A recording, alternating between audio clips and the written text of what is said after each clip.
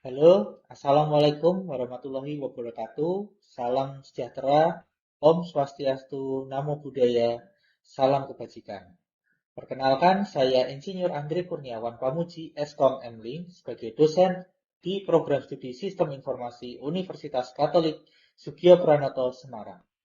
Pada kesempatan kali ini, saya ingin memaparkan materi yang saya ampu, yaitu sebagai pernyataan diri dalam unjuk kerja Tridharma Perguruan Tinggi bidang pengajaran. Mata kuliah yang akan saya ampu adalah mata kuliah Kota Cerdas atau Smart City dengan kode mata kuliah SI22-P509. Mata kuliah pilihan yang ditujukan untuk mahasiswa Sistem Informasi semester 5. Pada mata kuliah ini, mahasiswa akan diperkenalkan terkait konsep fundamental, pilar-pilar utama, serta teknologi inovatif yang mendukung pembangunan kota cerdas, termasuk Internet of Things atau IoT, kecerdasan buatan atau AI, dan juga Big Data. Mahasiswa akan menganalisis studi kasus implementasi di berbagai kota, serta mengidentifikasikan tantangan dan peluang dalam konteks organisasi berkelanjutan. Kompetensi yang dikembangkan meliputi pemahaman komprehensif terhadap ekosistem kota cerdas dan kemampuan merumuskan pendekatan strategis untuk perencanaan dan pengembangan solusi perkotaan berbasis teknologi. Pada mata kuliah ini akan terdapat 16 kali jumlah pertemuan di mana 14 kali pertemuan tatap muka dan 2 kali pertemuan untuk UTS dan juga UAS.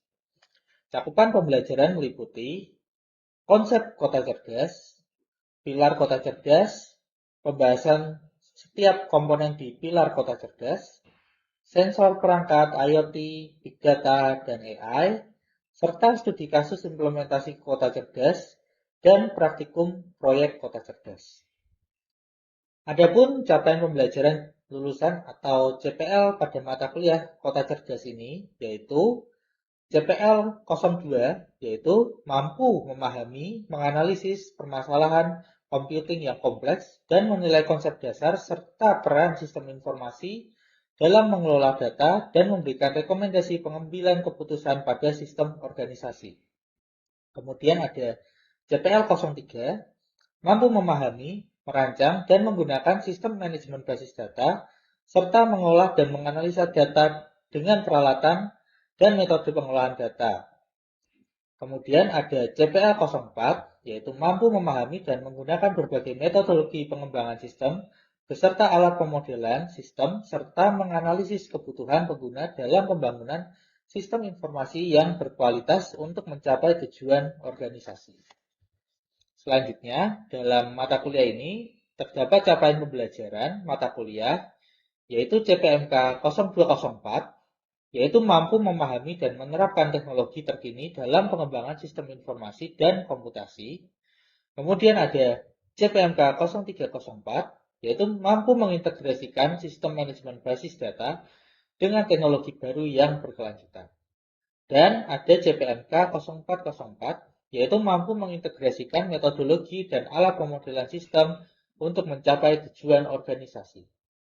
Metode pembelajaran dilakukan secara offline dengan diskusi, ceramah, tanya jawab, praktik, dan juga presentasi hasil di kelas. Adapun media pembelajaran menggunakan Learning Management System di cyber.unika.ac.id, materi perkuliahan berupa modul, penugasan, semua diupload melalui LMS dan dapat diakses oleh seluruh mahasiswa. Adapun penilaian yang dilakukan pada mata kuliah ini terdiri dari 5% kuis, 20% tes tertulis pada UTS, 30% presentasi pada UAS, dan 45% praktek atau tugas selama perkuliahan berlangsung. Berikut kita akan melihat video pembelajaran terkait mata kuliah Kota Cerdas. Mari kita saksikan bersama. Oke, selamat pagi teman-teman semua. Ya, oke. Sekarang kita akan masuk ke dalam satu mata kuliah yang akan kita awali di semester ini yaitu terkait Smart City, gitu ya. Hari ini di pertemuan pertama ini kita akan belajar bersama terkait mengenai apa itu konsep smart city, ya. Jadi terkait smart city, kita akan melihat konsep-konsep dari smart city itu seperti apa. Nah, menurut teman-teman sendiri, kira-kira bayangan dari teman-teman itu smart city itu seperti apa sih? Mungkin ada yang mau bercerita terlebih dahulu. Siapa? Ya, Sheila, bagaimana?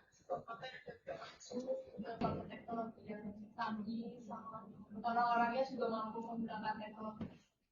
Kayak kota yang teknologinya sudah canggih begitu ya. Oke. Mungkin dari teman-teman yang lain ada pendapat yang lain? Adakah? Mungkin dari siapa, Sandira? Ya mungkin kota cerdas tuh lebih kayak kotanya tuh bisa sustain diri sendiri gitu. Oke, sustain ya, berarti kata kuncinya ya. Oke, betul sekali ya. Jadi seperti yang tadi dikatakan Sela dan Sandi, bahwa kota cerdas itu memang memiliki salah satunya dasarnya adalah teknologi yang canggih, gitu ya. Nah, tetapi tidak hanya teknologi yang canggih ya, tetapi kita juga perlu mengetahui bahwa kota itu bisa sustain atau tidak, gitu ya. Nah, mungkin ini ada sedikit pertanyaan mendasar gitu ya. Kira-kira apakah kota yang menggunakan banyak aplikasi, sensor, CCTV, ya, otomatis dapat disebut dengan kota cerdas, gitu ya? Mungkin kira-kira ada yang mau menjawab. Apakah hanya dengan sensor CCTV ini bisa dikatakan kota itu cerdas? Kira-kira siapa yang mau menanggapi? Kayaknya sih bisa, Pak.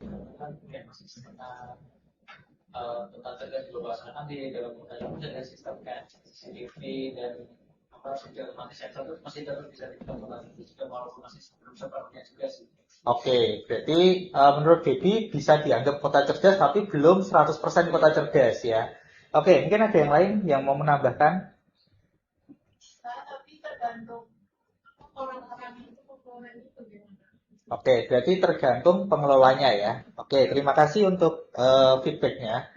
Ya, jadi kita akan bedah setelah ini ya, bagaimana sebuah kota itu bisa dikatakan cerdas atau tidak, gitu ya.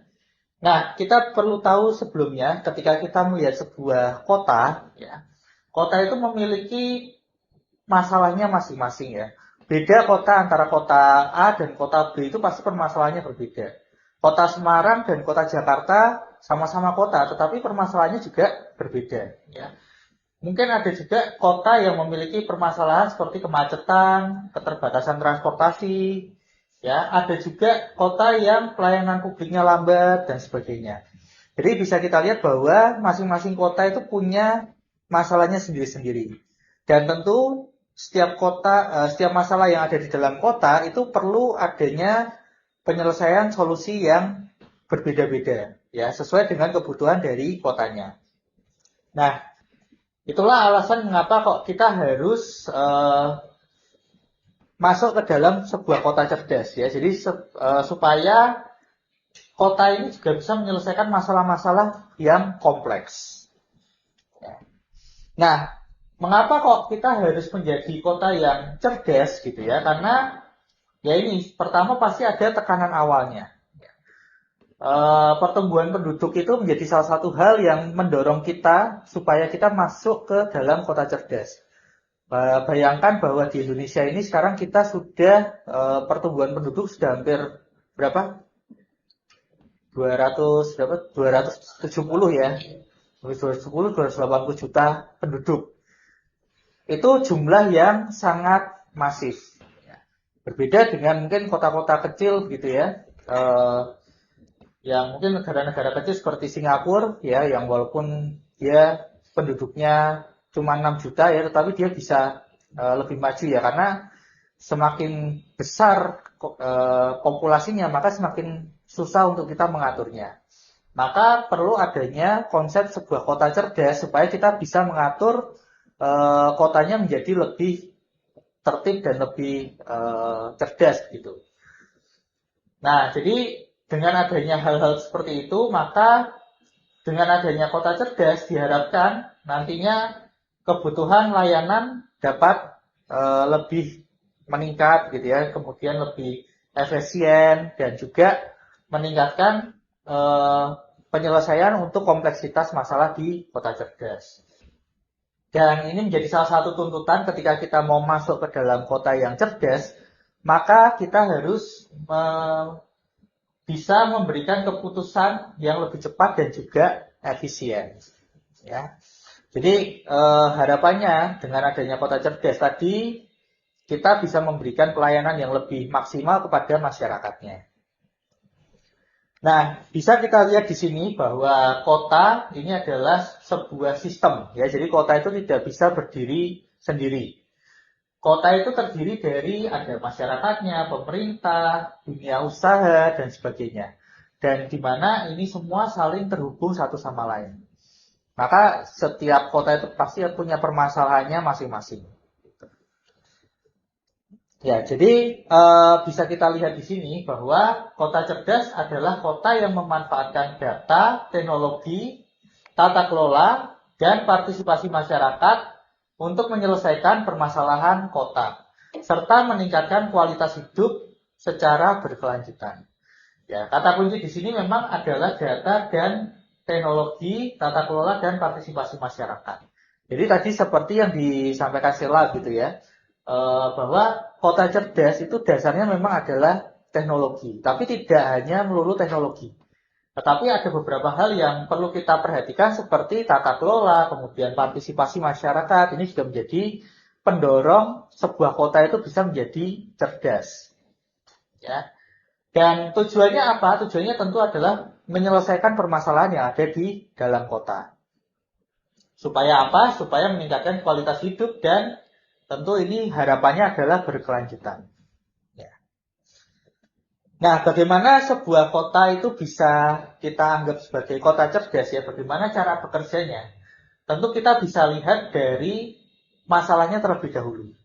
Ya, jadi nanti kita akan sama-sama berdiskusi bersama terkait bagaimana kita melihat permasalahan yang ada di sebuah kota.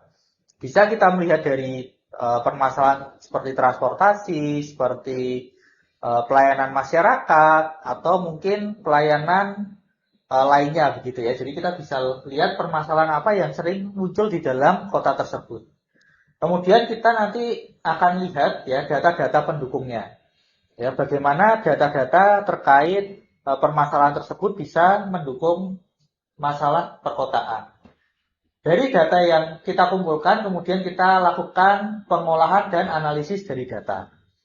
Nah, setelah itu baru dengan adanya data dan pengolahan, maka kita bisa mengambil keputusan yang lebih efektif. Dan setelah kita punya keputusan, kita bisa lanjutkan dengan layanan atau tindakannya. Nah, dari situ setelah kita melakukan layanan atau tindakan, baru kita bisa melakukan evaluasi. Apakah permasalahan di kota ini sudah terselesaikan atau belum? Ya belum, maka kita harus mengevaluasi supaya permasalahan tersebut bisa teratasi. Ya. Mungkin kita bisa lakukan perubahan seperti langkah apa yang harus dilakukan, ya teknologi apa yang mungkin lebih tepat sasaran dan sebagainya. Nah, maka bisa dilihat bahwa sebenarnya teknologi ini menjadi salah satu alat pendukung ya. Jadi bukan hal yang utama, tetapi di sini kita bisa melihat ini menjadi support system, ya. Tetapi tidak bisa berdiri sendirian. Ya, teknologi masih memerlukan kebijakan. Ya, bayangkan kalau kita misalnya punya sebuah teknologi, tetapi tidak ada kebijakan yang mendukung menggunakan teknologi kita. Maka teknologi kita ini pastinya akan mangkrak, tidak dipakai dan sebagainya. Kemudian siapa yang memakai, gitu ya? Pasti kita perlu adanya orang, ya. Orang atau masyarakat atau mungkin pemerintah begitu ya, yang menggunakan sistem atau teknologi yang kita ciptakan. Nah, kemudian prosesnya ya, apakah proses kita ini efektif atau tidak? Kemudian dari semua yang kita lakukan, kemudian akan menjadi sebuah data yang nantinya data ini akan menjadi sumber untuk bahan evaluasi kita juga ya.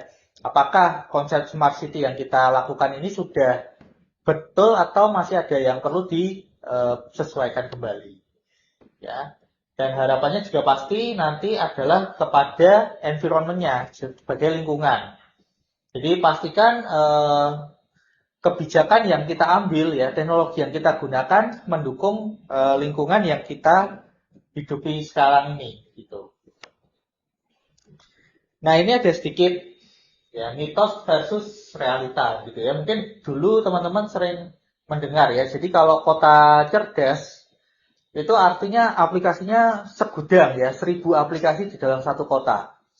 Padahal sebenarnya tidak harus terlalu banyak aplikasi, begitu ya. Tetapi lebih kita sesuaikan dengan kebutuhan warganya. Jadi kalau warga misalnya butuh aplikasi untuk mendata kesehatan ya, atau mendata untuk di puskesmas, baru kita siapkan sistemnya. Jadi kita harus memastikan teknologi yang kita buat ini memang sesuai dengan kebutuhan yang ada di masyarakat. Jangan sampai kita membuat sesuatu yang ternyata tidak diperlukan. Ya, otomatis itu pasti nanti akan menjadi tidak terpakai. Kemudian mitos yang berikutnya adalah semua masalah dapat diselesaikan dengan teknologi, gitu ya. Jadi teknologi belum tentu bisa merubah semuanya. Ada beberapa hal yang memang harus kita sesuaikan untuk perubahan tata kelola yang ada di dalam sebuah kota cerdas. Ya. Bisa jadi misalnya dalam partisipasi masyarakat yang rendah, gitu ya. Bagaimana kita meningkatkan, gitu ya, agar masyarakat bisa berpartisipasi lebih banyak. Tidak mungkin kita menggunakan teknologi, menggunakan sistem gitu ya. Mungkin kita perlu persuasif satu orang ke orang lain gitu ya, supaya orang lebih mau menggunakan teknologi yang ada. Nah, jadi tidak semua teknologinya dapat menyelesaikan permasalahan yang ada di dalam kota. Kemudian kota cerdas hanya menjadi tanggung jawab pemerintah. Nah, ini yang mungkin juga keliru juga ya, bahwa kita sebagai masyarakat ya, kita bukan berarti kita sepenuhnya pasrah kepada pemerintah. Sebuah kota bisa dikatakan cerdas itu kalau kita sebagai masyarakat itu juga ikut berpartisipasi, begitu ya. Jadi ini partisipasi di dalam masyarakat ini sangat penting. Kemudian ada juga digitalisasi selalu meningkatkan kualitas pelayanan, ya. Padahal belum tentu ya, karena tadi sekali lagi tidak semuanya bisa kita gunakan teknologi untuk menyelesaikan permasalahan kota. Bahwa teknologi adalah dasar untuk menyelesaikan masalah, tapi tidak semuanya dapat digunakan. Nah, ini ada beberapa hal gitu ya, perbandingan dari kota yang konvensional, digital, dan juga cerdas. Bisa kita lihat kalau yang dari konvensional pelayanannya masih manual ya, tetapi kalau di kota cerdas ini kita sudah terintegrasi sesuai dengan kebutuhan. Jadi pemerintah membuat sistem juga harus sesuai dengan kebutuhan warganya. Kita misalnya nanti mengembangkan sebuah sistem ya, kita harus membuat sistem yang sesuai dengan kebutuhan dengan klien kita. Kemudian datanya gitu ya. Data kalau di sana masih tersebar dan terbatas, kalau di kota cerdas itu sudah diolah untuk menjadi keputusan. Maka di kota-kota cerdas ya, kota-kota maju yang saat ini ada, data ini menjadi semacam minyak yang baru gitu ya. Kalau teman-teman pernah dengar istilah the new oil is data. Nah, itu adalah fungsi dari data ya, karena bisa kita gunakan untuk mengambil keputusan. Kemudian teknologi ya, itu bukan menjadi fokus utama, tetapi menjadi sebuah alat yang mendukung. Karena tadi ya, semua permasalahan belum tentu bisa diselesaikan dengan teknologi, tetapi teknologi ini menjadi alat pendukung supaya masalah itu bisa terselesaikan. Kemudian masyarakat, ya, masyarakat di sini sudah bukan lagi sebagai pengguna, ya, tetapi di sini juga sebagai mitra dan sumber partisipasi. Ya, jadi nanti teman-teman bisa memberikan suaranya, begitu ya, memberikan masukan. Oh, sistem ini harusnya seperti ini. sistem ini harusnya ditambahkan fitur A, B, C, dan sebagainya. Supaya partisipasi aktif dari masyarakat itu bisa semakin meningkat dan ya tadi kotanya saling berkesinambungan antara pemerintah dan masyarakat. Kemudian ada keputusan ya, keputusan kalau di sana masih berdasarkan kebiasaan, tapi kalau di kota cerdas itu sudah berbasis dengan data. Maka tadi data itu sangat penting, gitu ya.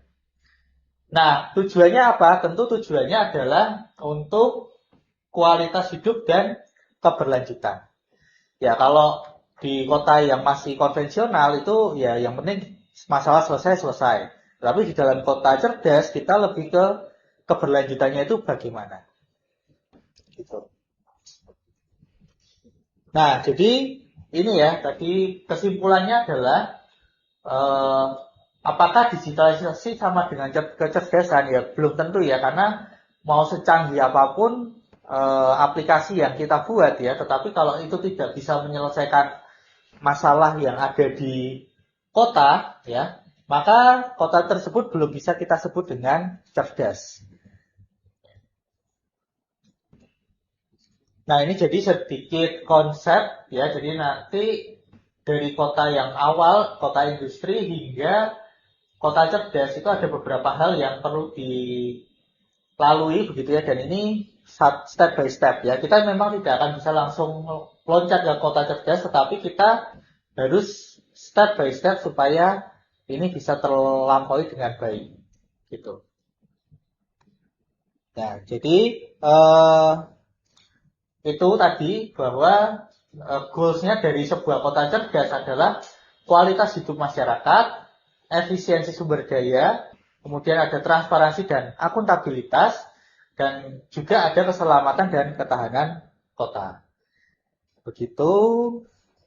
Nah, maka dari itu nanti kota cerdas itu bukanlah sesuatu hal yang terpisah satu sama lain ya, tetapi saling terhubung antara pemerintah, masyarakat, pemerintah dengan penyedia teknologi, pemerintah dengan pelaku bisnis dan sebagainya. Jadi semuanya stakeholder itu saling terhubung supaya menjadi kolaborasi di dalam sebuah kota. Oke, sampai di sini ini materi kita hari ini. Mungkin apakah ada yang mau ditanyakan?